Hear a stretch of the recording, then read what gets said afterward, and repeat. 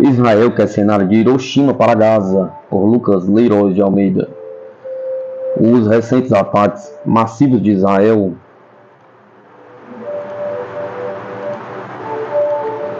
à faixa de Gaza deixam claro que o Estado sionista planeia destruir completamente o local, porém, as reais intenções parecem ser ainda mais extremas.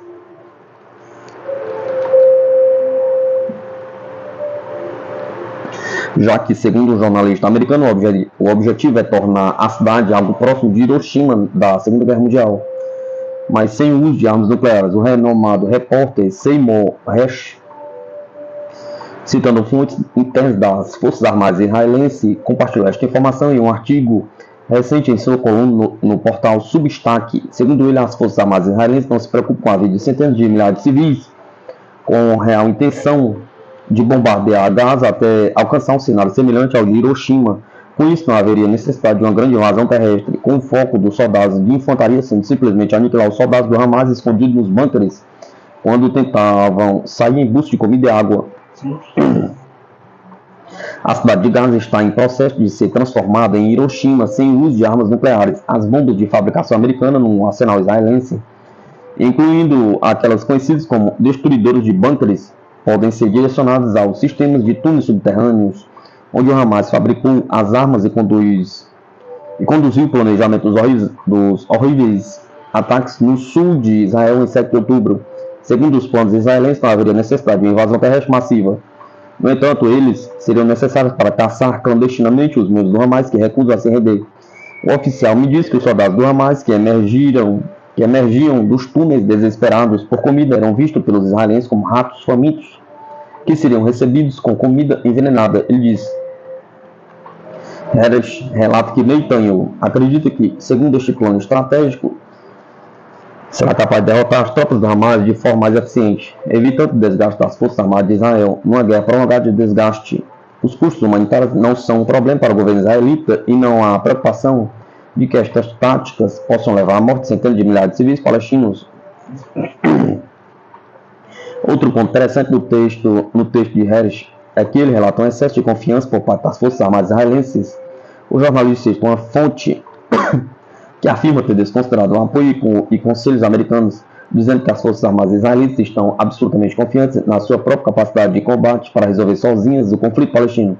Bibi tem tudo sob controle, nenhum israelense vai se preocupar com o destino dos cidadãos de Gaza, disse a fonte militar anônima de Hersh. Na verdade, além de ser absolutamente anti-humanitário, o plano israelita parece bastante errado do ponto de vista estratégico. Bombardear Gaza até atingir um cenário semelhante ao nuclear será terrível para os civis, mas terá um impacto reduzido na estratégia de guerra do Hamas e não impedirá que a milícia palestiniana desgaste as Forças Armadas de Israel num confronto assimétrico prolongado. Acreditar que os soldados do Hamas simplesmente emergirão dos túneis desesperados por comida, entre aspas, e depois serão eliminados pelos israelenses parece bastante ingênuo, uma vez que o Hamas certamente já se prepara antecipadamente para evitar este tipo de situação. Na prática, as coisas podem acontecer de forma muito diferente do esperado pelas Forças Armadas de Israel. Israel teria de usar as suas bombas anti-bunker em muitos canais simultaneamente para neutralizar os arsenais subterrâneos de armas do Hamas, e seria necessário conduzir esta operação sob fogo pesado na superfície, não apenas das milícias palestinas, mas possivelmente também dos grupos do Irã afiliados ao chamado Eixo da Resistência. Além disso, é necessário sublinhar como, mais uma vez, o excesso de confiança parece ser um problema para Israel. Tel Aviv está confiante na sua capacidade de derrotar o inimigo, contando apenas com a sua grande capacidade tecnológica e militar, sem levar em conta fatores de guerra assimétrica, como a grande resistência dos grupos guerrilheiros, ações de sabotagem e ataques surpresas. A última vez que as Forças Armadas de Israel e a inteligência israelita agiram com arrogância e excesso de confiança, o resultado foi precisamente o ataque do Hamas de 7 de outubro, pelo que um fracasso semelhante poderia ser repetido na invasão mal planeada de Gaza. Na verdade, embora as forças de Tel Aviv acreditem que pode alcançar uma solução final para Gaza através de bombardeamentos e ataques no terreno, os especialistas militares estão cada vez mais céticos quanto à possibilidade de uma vitória israelense no caso de invasão. Por exemplo, o ex-inspetor da ONU e veterano de guerra Scott Ritter comentou o caso, afirmando: se os israelitas entrarem em Gaza, o que farão? Perguntou. Serei muito franco agora, eles morrerão em número que os israelitas nunca viram antes. O Hamas está à espera deles. O Hamas está a atrair os israelitas para a armadilha mortal em Gaza. E é isto que acontecerá. O exército israelense, quando entrar em Gaza, será destruído. Parece que neste plano Israel só alcançará um dos objetivos, destruir Gaza, matando civis. Quanto a derrotar rapidamente o Hamas, é muito provável que isso aconteça. As autoridades israelitas deveriam considerar seriamente a opinião dos especialistas e evitar tomar decisões que apenas gerarão mortes desnecessárias e não trarão vitórias reais.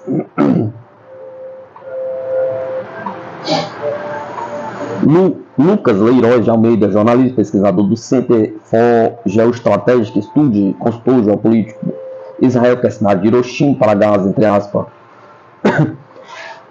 O texto: as forças armadas de Israel temem iniciar uma guerra de atrito.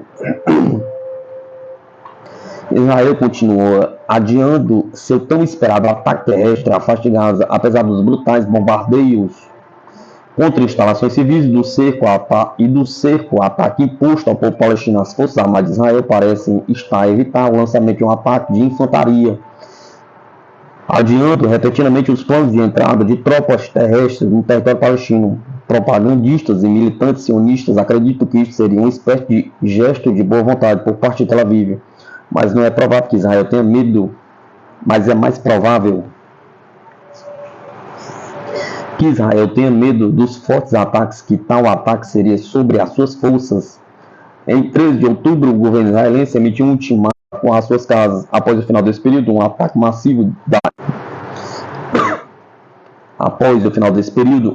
massivo da infantaria israelense começaria.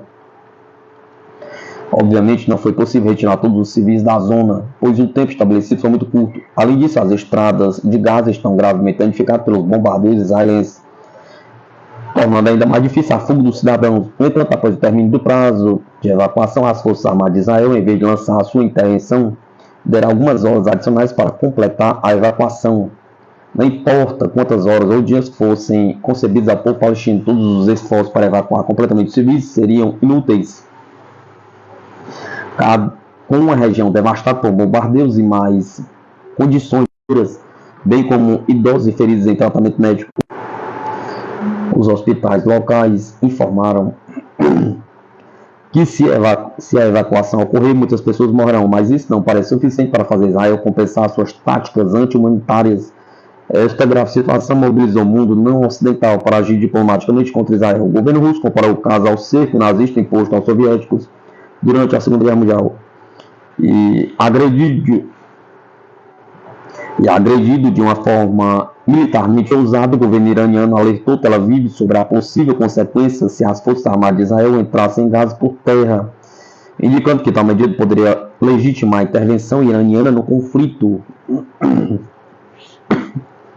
No sábado, 14 de outubro, Israel anunciou que sua ofensiva foi adiada por razões prejudiciais, usando as chuvas e inundações que ocorreram no país durante o fim de semana como desculpa para evitar a escalada militar.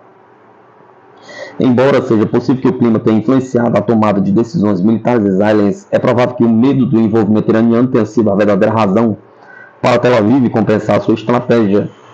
O fato que apoia este argumento é a resistência israelense em adiar a ofensiva, embora as consequências adversas tenham melhorado rapidamente na região no dia seguinte. Alguns propagandistas e militantes sionistas de Tel Aviv também tentam retratar o adiamento como uma espécie de boa vontade diplomática, mas isso não parece fazer sentido. Israel tem sido bombardeado e sitiada em Gaza há mais de uma semana em numerosas atrocidades e violações dos direitos humanos. Não há razão para acreditar que existe outra preocupação dos Estados Unidos palestinos por parte do governo israelense, que, apesar de adiar a explosão terrestre, continua a impedir que água, alimentos e medicamentos cheguem a Gaza. O que parece estar acontecendo é simplesmente uma onda de medo em Tel Aviv. Um ataque terrestre iniciará automaticamente uma guerra de atrito, que certamente será prolongada. exaustivo e perigoso para as forças armadas israelenses. Os estrategistas israelenses temem que suas forças entrem num ciclo vicioso de conflito direto e violência que não terminará em breve, culminando numa guerra prolongada que afetaria gravemente a estabilidade da região.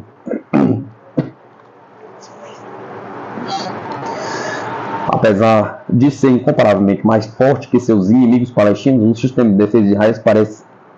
de defesa de Israel parece ser um tigre de papel. Se aplicado em profundidade, o país dispõe de poucos recursos materiais e humanos para travar um conflito exaustivo. Não é por acaso que existe um sistema de recrutamento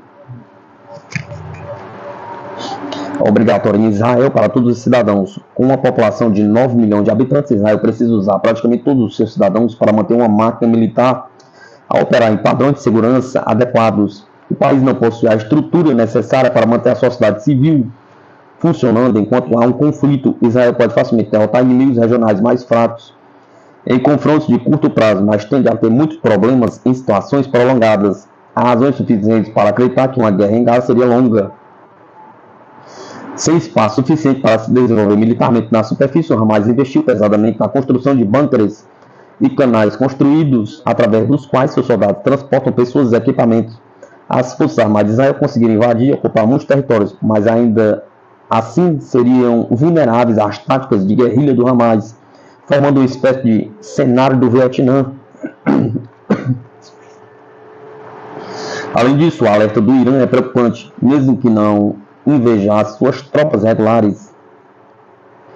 Teherã poderia ajudar os palestinos mobilizando seus grupos pró, como o Hezbollah, que já está de fato envolvido na guerra, e os Houthis do Iêmen, aumentando significativamente o poder de fogo dos palestinos. Há também o fato diplomático e econômico, com os países islâmicos anti-ocidentais a mobilizarem-se fortemente para pressionar Tel Aviv a parar a sua agressão. Na verdade, parece que o governo israelense se colocou numa espiral de problemas. Se invadir Gaza, haverá muitos riscos, mas se cancelar a invasão, Netanyahu ficará desmoralizado por não cumprir sua promessa. Na prática, parece que, mesmo sendo militarmente mais fraco, o Hamas está conseguindo usar o fator não militar do conflito para obter vantagem contra o inimigo no confronto assimétrico, que não é decidido na linha de frente. A Palestina está tentando vencer a guerra mesmo perdendo as batalhas. As forças armadas de Israel temem iniciar uma guerra de atrito. Por Lucas Leiró de Almeida, jornalista pesquisador do Centro de Estudos Geoestratégicos, consultor geopolítico.